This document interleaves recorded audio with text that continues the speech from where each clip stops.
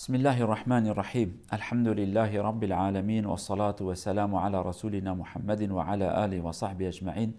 Esselamu aleyküm ve rahmetullahi ve berekatuhu. Değerli Müslümanlar, bugün Ramazan ayının 9'u. Biz bugün ele alacağımız konu Arapçası ve hatta İslami bir şekilde söylesek sadık ve hatta sadık deriz. Doğru ve doğruluk, doğru konuşmak, doğru davranmak. Doğruluk ve sadık öyle bir makamdır ki değerli kardeşlerim, Cenab-ı Allah Kur'an-ı Kerim'de peygamberleri birçok zaman sıdıkla övmüş, sadıktırlar.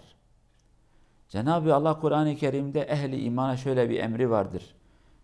Ya eyyühellezine amenuttakullâhe ve kûnû ma'as-sâdıkîn. Ey iman edenler! Allah'tan korkun, Allah'ın emirlerini yerine getirin, yasaklarından çekinin ve dürüst olan insanlarla olun, sadık olan insanlarla beraber olun. Başka bir şey söylememiş. Zenginlerle, namaz kılanlarla, cihada gidenlerle, bütün bunlar sadık olan insanların küçük küçük sıfatları, sadık olan inancında, davranışında, sözünde olan sadık, cihadda da ilk sıradadır, ibadette de ilk sıradadır çünkü imanına sadıktır. Ticaretinde de sadıktır ve ticarete de ön sıradadır ve insanların sevgisini alan bir insandır.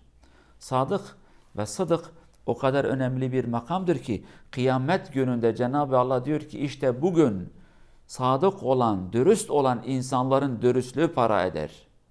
Başka insanların davranışları para etmez. İşte bugün sadık olan, dürüst olan insanların dürüstlüğü, samimiyeti onlara fayda eder. Değerli cemaat, kişi dürüst olduğu zaman başı dik, insanlar arasında korkmadan, utanmadan, çekinmeden yürür, gider, gelir. Ben yalan konuşmadım, kimseyi aldatmadım, niye korkacağım, niye saklanacağım? Fakat kişi yalan konuştuğu zaman bu sefer yalanı çıkmasın diye başka bir yalan daha söyler. Hayatı yalan olur.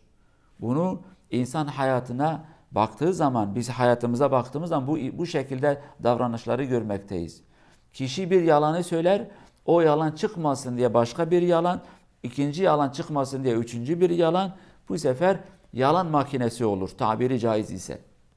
O kadar karaktersiz, o kadar kötü bir duruma düşer. Fakat kişi dürüst olduğu zaman düşman bile ona saygı gösterir.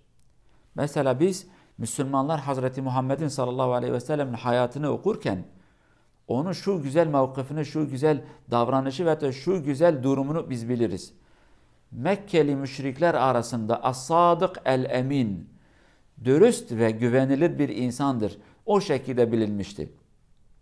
Resulullah sallallahu aleyhi ve sellem Allah'ın emri geldiğinde peygamberliğini açıkla, insanları imana davet et. Bu emir geldiğinde direktmen çıkıp da ey insanlar, ey Mekke halkı ben peygamberim beni kabul edin söylemedi. Önce onları bağlamak istedi. Test etmek istedi. Acaba bu insanlar benim hakkımda ne kadar samimi ve nasıl düşünüyorlar? Bu önemli olan bir şey. Bir insana bir şeyi söylemeden önce bir bak bakayım, sor ona. Ve bazı insanları da şahit kıl. Bu adam senin hakkında ne düşünür? Bu durum tarihte çok tekrarlanan bir şeydir. Ve Resulullah sallallahu aleyhi ve sellem Mekkeli müşrikleri ve de Mekke halkı toplarken ben peygamberim demeden önce ey Mekke halkı ben şimdi kalkıp desem ki şu dağlar arkasında bize saldırmaya hazırlanan ordular vardır. İnanır mısınız bana? Kimse düşmanları gözüyle görmemiş. Daha orada yok kimse. Demediler ki bakmamız lazım. Vallahi bilmiyoruz ey Muhammed. Arada bir doğru konuşur, arada bir yalan söylersin. Bu lafı söylemediler. Tek bir kelimeyle inanırız. Sen söylesen bu dağlar arkasında bize saldırmaya hazırlanan düşmanlar var, biz inanırız. Niye? Çünkü hiç yalan konuştuğunu görmedik. Düşünün. Kendilerini bağladılar. Bu sefer Resulullah dedi ki ben Allah'ın elçisiyim. Müjdeleyici ve uyarıcı olarak geldim. Bu sefer dediler ki burada dur. Olmaz, biz bunu kabul etmeyiz. Biz beklerdik. Sen kimsin, peygamber olursun. Artık başka bahanelerle peygambere karşı çıkmaya başladılar. Değerli Müslümanlar, biz dürüst olduğumuz zaman dürüstlüğün faydası olacaktır.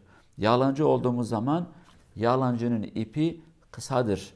Dürüst olan insanların ipi uzundur. Değerli cemaat, biz bugün bakıyoruz ki toplumun değişik kesimlerinde anne baba birbirlerine yalan konuşur. Eşler arasında dürüstlük kalmamış. Birbirlerini aldatıyorlar, kandırıyorlar. Aldatma kelimesi zinayı da kastetmiyorum. Onun adı zinadır. Ona aldatma söylenmez. Zinadır. Aldatma kastettiğimiz davranışlardan, para harcamasından, geç gelmeden, başka bir davranıştan birbirlerini kandırıyorlar. Dürüst ve samimi değiller. Anne baba evlatlarını kandırır. Ben sana şunu alacağım, yalan söyler almaz. Şuraya gideceğiz, yalan söylüyorlar. Bu sefer eğiticiler, bilim adamları, bilgi sahibi olan insanlarla samimi değiller, dürüst değiller. Yalan konuşur, yalan anlatırlar. Gerçek bilgileri anlatmıyorlar. Gerçek yolu insanlara göstermiyorlar. Durumların gerçek yüzünü insanlara söylemiyorlar. Gerçek yüzü söylenmediği zaman toplum yalan üzerinde inşa edilir. Bugün toplumu yöneten yöneticiler küçüğünden tut büyüğüne kadar samimi olmadıkları zaman kendilerini de helaka götürür, yönettikleri insanları da helaka götürüyorlar. Bugün bizim hayatımız yalanla dolmuştur. Ve artık yalanla biz birbirlerimizi kandırır, birbirlerimizi o şekilde aldatıyoruz. Ve yöneticiler milleti yalanla artık götürüp getiriyorlar. Gerçek anlatılmaz. Ahlaki bakımın doğrusunu anlatmıyorlar. Ekonomi de anlatmıyorlar. Siyasi olan tarafı anlatmıyorlar. Memleketin geleceğini anlatmıyorlar. Maalesef hayatımız yalanlarla dolmuştur. Bakarsın ki bugün adamın menfaati bu tarafta var, oradadır. Karşı tarafa taş atar. Menfaati burada kesildiği zaman diğer tarafa gider. Peki bu insanın samimiyeti ve dürüstlüğü nerede kaldı? Ben nasıl derim ki bu adam sadıktır? Ben bu insana nasıl güvenirim? Gün gelmiş siyaha beyaz söylemiş, gül gelmiş kırmızıya yeşil söylemiş. Ben bu insana nasıl güveneceğim? Dolayısıyla hayat eğer yalanla inşa edilecekse o hayatın sonu yalandır. Bakarsın ki iş adamlarımız, tüccar olan insanlarımız ticaretleri yalanla inşa edilmiş. Bozuk malı, sahte malı, orijinal olmayan bir malı millete sanki orijinalmış gibi sunuyorlar. Haliyle kendileri de iflas eder, belki geçici olarak bir şey kazanıyorlar ama maalesef sonuç olarak iflastır. Mühendislere bakarsın, müşteriler söyler ki benim inşaatım, benim yaptığım bina çok mükemmel, çok orijinal. Fakat gerçeğe bakıldığı zaman sahte bir bina inşa edilmiş. Bir süre sonra o bina yıkılır, altında onlarca can hayatını verir. Onlarca insan ölür. Dolayısıyla ya biz dürüst olacağız ya da beraber kaybedeceğiz. Allah Azze ve Celle dürüstlüğü bize nasip etsin. Samimiyeti bize nasip etsin. Doğru konuşan insanlardan eylesin. Doğru ticaret yapan, doğru eğiten, doğru yöneten, doğru arkadaşlık eden, doğru annelik ve babalık eden insanlardan bize eylesin. Cenab-ı Allah her iki dünyada bizi sadık olan insanlarla haşretsin ve bizi onlardan ayırmasın. Cenab-ı Allah'ın selamı ve rahmeti, bereketi cümlemizin üzerinde olsun. Allah'a emanet olun. Esselamu aleyküm ve rahmetullahi ve berekatuhu.